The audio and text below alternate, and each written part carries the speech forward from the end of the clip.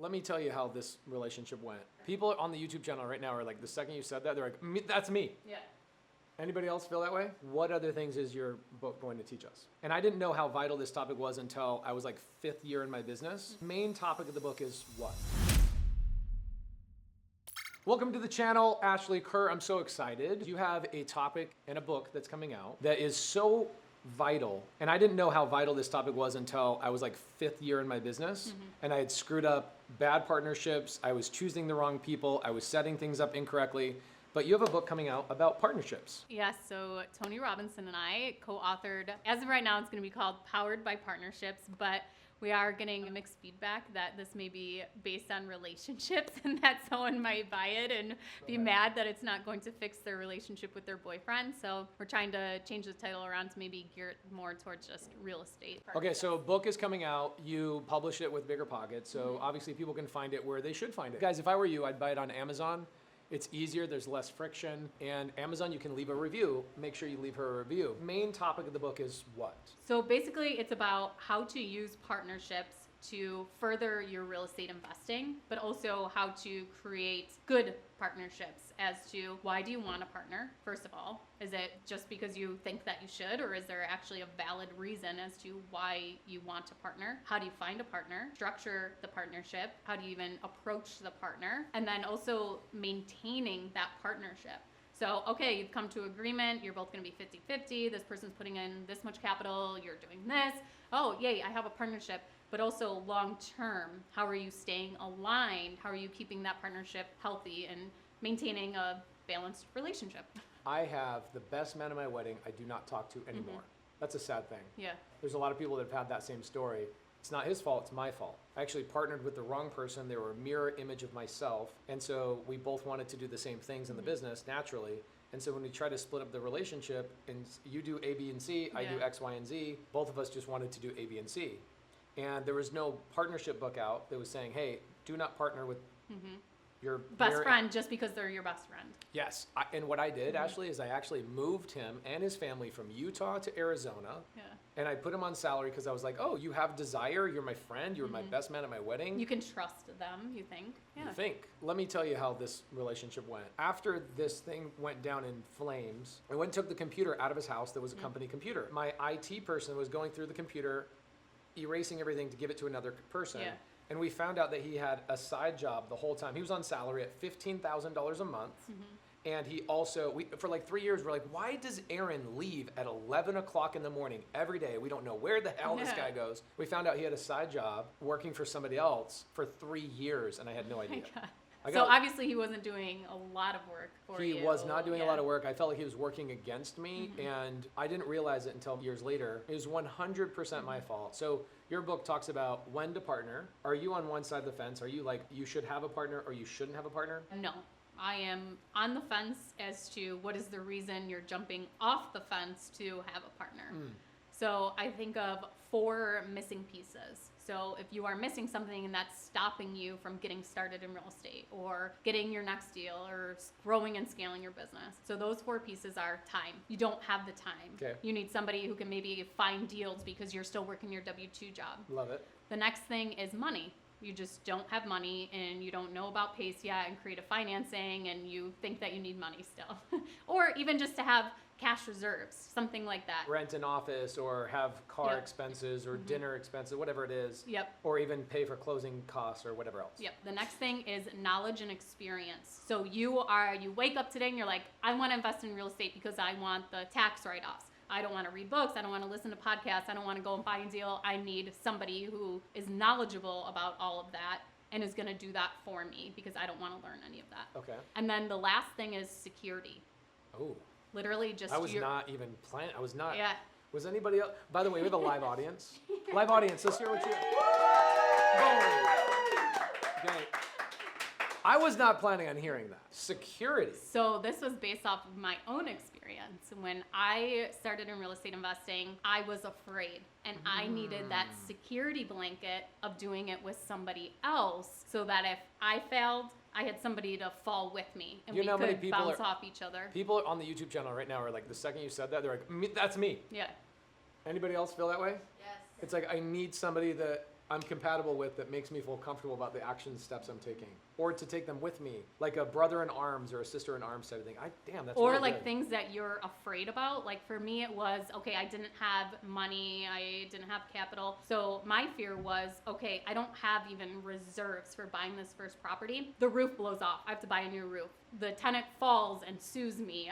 Just all these worst case scenarios that are running through my head. And so my first partner he had a lot of savings, a lot of cash and reserves, and also he had a really great network. So in my head, it's like, okay, he has this armor of attorneys in his belt. So if we get sued, he has his attorney he can call and things like that. So that was really helped me get over that fear, is that he was kind of my security blanket as to like, I know between the two of us, we can pool our resources. Okay. And we can overcome whatever obstacle I was afraid of. What about people that are like, okay, Ashley, I got to go out and get a partner that has all these things that I don't have. They're going to ask the question of, well, what do I bring to the table? Right. So what did you bring to that table in that situation? I had been working as a property manager in that same market where I was buying that first duplex. I had a little bit of experience and knowledge, not even that much. Just for 1 year, I'd been working as a property manager. So I think if you are brand new rookie investor, but you are educating yourself, you already know so much more than anybody else. And a big thing is time. Like if you're willing to wake up early, stay up late nights, find deals, like that is huge. There are a lot of people that want to get started in real estate but don't know how to find a deal, analyze a deal, which are all things you can learn how to do on YouTube or attending events or courses, things like that. You tell people how to get off one side of the fence or the other, whether it's partnership or no partnership. Yeah. As in, you don't need a partner because you have everything in your arsenal to do it. And I think people, this is just me personally because I know my personality. Your personality is different than me. I mean, heavens, you have a way better accent than I do for sure. You don't think you have an accent, huh? No, but Based on her accent, where do you guys think I'm from? Yeah. The Midwest. Buffalo, New York. Oh. Yeah, everybody always thinks the Midwest. You're not but even yeah. close, dude. You're not even close. Okay, so I don't own a single business by myself. And I realized after years and years of understanding my own personality and where I should spend all my time, it was not being in the office at all. In fact, my personality wreaks chaos. I become friends with my employees. Let's go to lunch for 3 hours. Let's do this. What work? Let's go play golf. And then my partners have to remind me, dude, people have to get things done. Yeah. So I do everything with a partner. But your book will tell people, hey, maybe it's not right for you to have a partner either right now or ever based on what you want to accomplish and what you already have. Yes, and that could be for any of things, like your very first deal. Like maybe that is just you doing it on your own. But if you would have attended my session today that you missed out on, I actually quoted you. I don't like... And I said one thing that I learned from Pace, and I think you must have said this at a meetup maybe. Think about things that you have accomplished in your life. Have you ever done any of those things on your own? Never. No. Yeah, and when you said that, I was like, mind blown. Like, yeah, the wow, thing I there's say, nothing. as I go, stop and think about this. Yeah. Has anybody ever made $1 in your life without another human being involved? Always in the audience, there's always a guy that... Oh, dang, that's really good. Thank you for the shout out. Yeah, and not even making $1, but just accomplishing something. Like, okay, you run a marathon. Like, did you have a coach? Did you watch a YouTube video on nutrition that you learned how to train for a marathon? Things like that I think of after you said that. Yeah. I love it. Okay, so deciding partners, deciding also what are the 4 items that you should be looking for in a partner if you are missing those 4 items. What other things is your book going to teach us? So strengths and weaknesses, which you kind of talked about with your partners. You guys have the same strengths, same weaknesses. So that is a huge thing as to before even reaching out to someone to be your partner is you should be writing down a list. Here's the things that I'm good at. Here's the opportunity I bring to the table. But just because you're good at something or know how to do something doesn't mean you like to do that. So like, I know accounting, I know how to do bookkeeping. I do not want to do that. So those are big things is you have to figure out for yourself first what you want out of the relationship, the partnership. Do you have a partnership? Yeah. Who? Daryl is one of my partners, and then I Shout have out Daryl. 2 other ones. Shout out Daryl. Okay, so Daryl, what do you bring to the table that Daryl either doesn't or doesn't enjoy doing? Computer work. Daryl does not like to touch a computer. You break out in hives, or like you light on fire the second you touch a keyboard. Just get frustrated. You bring elements to the table that he is lacking. As far as setting up systems and processes. And then he is really good at that second like eye of things. He will tell me like, here's where we need to build this out better, the system better. I will build it out. So I'm more of an integrator. Then he will go and look at it and just be like, you are so focused on just like the pieces of it and every little tiny detail, you forgot this big picture item or things like that. So he's very good at seeing the big picture. Are you guys married? No. Then how did you meet? On a boat. I mean, where else? Okay. On a boat. I met Daryl on a boat. And my first conversation with Daryl was what? He taught me how to wake surf. And so... I mean, look at him. This guy knows how to wake surf immediately, right? Ben's gonna get some B-roll of this. Get some, his Vans, dude, that just yell. Those are the Vans wake surf editions right there. So he teaches you how to wake surf. Yep. So we have, my cousin is his friend. And then we hang out a couple more times with our mutual friends. And he talks about pretty much every single time complaining about how he hates his job, hates it. And so he is a laborer for the brick union. So he's on huge skyscrapers, hanging off the sides of them, repairing brick, painting them or whatever. Anything to stay away from a keyboard.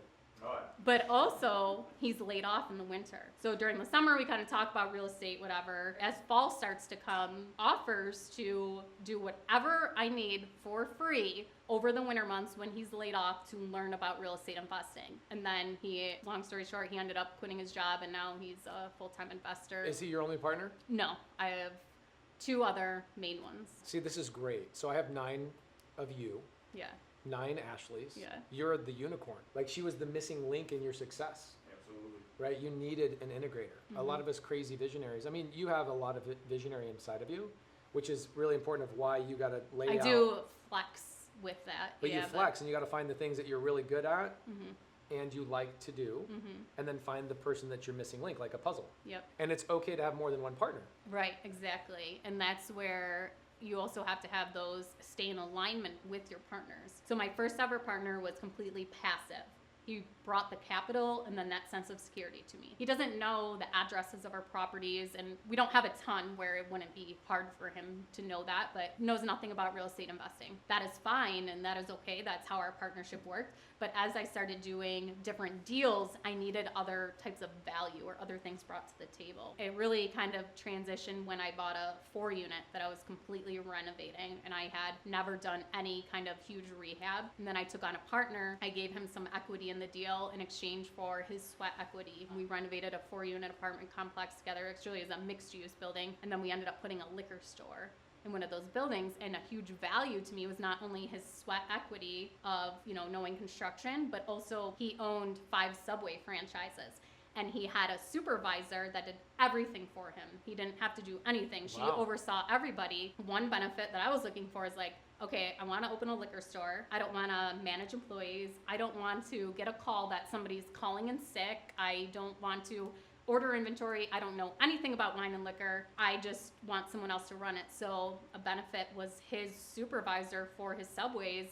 We hired her to get the whole liquor store up and running. She did all of our hiring. She set up our POS system. She ordered our inventory, and she trained our manager now that we have that takes care of everything. That was like the big benefit for me, was partnerships finding are those so amazing. things to be fulfilled. And I think that people that are just starting out, they're like, I'm so busy just trying to figure out how to get my first deal that I don't have time to think about a partnership. Yeah. So let me tell you about one of my partnerships, Cody Barton. Shout out Cody Barton. You guys know Cody Barton.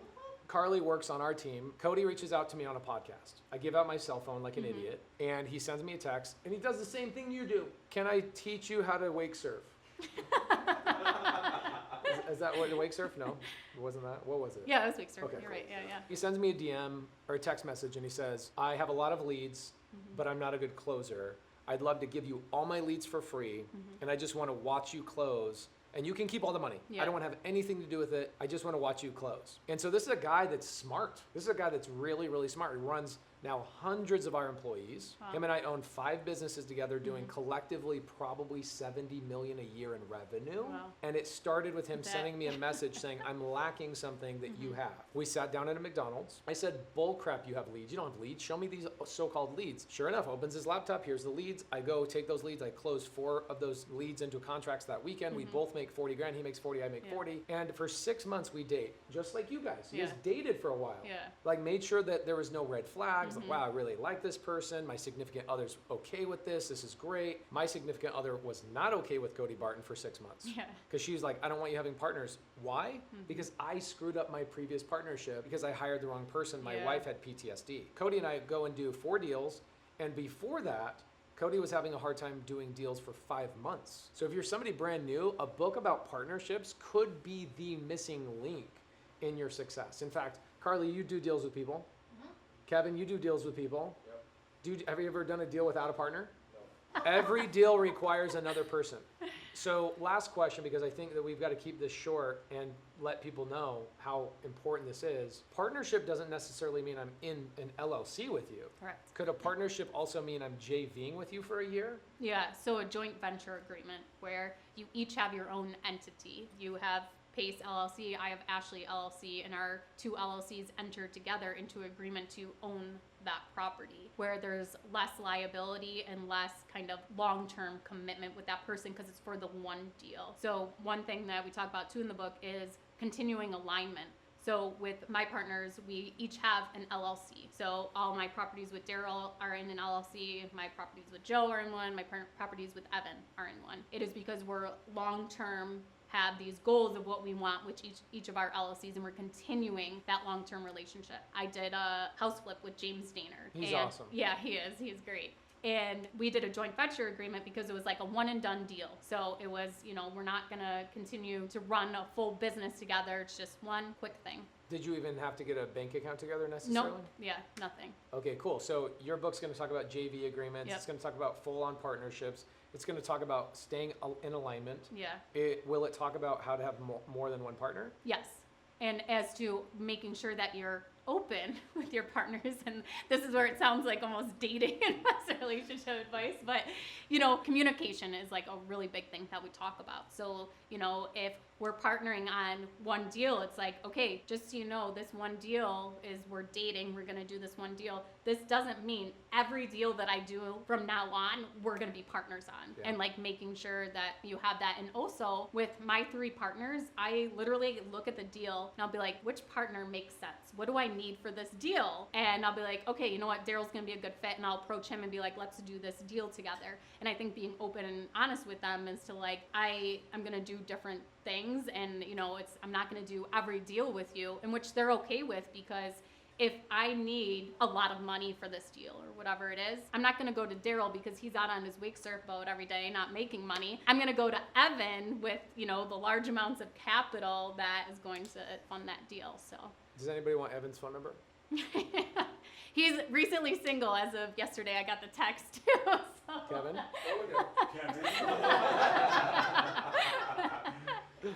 Ashley, you're amazing. I'm excited about Thank the you. book. We'll give an Amazon link down below. Maybe Bigger Pockets wants you to send people over to Bigger Pockets. Guys, you know what we do on the channel. We support people that are putting in the time, the energy, the effort, having to go through the anxiety of overcoming imposter syndrome and putting themselves on camera and saying, I want to help people. We support them. So go down, give her some love, click on the link, buy the book. Let's make her a New York Times bestseller out of this book. I mean, for heaven's sakes. Live audience, let's give it up for Ashley.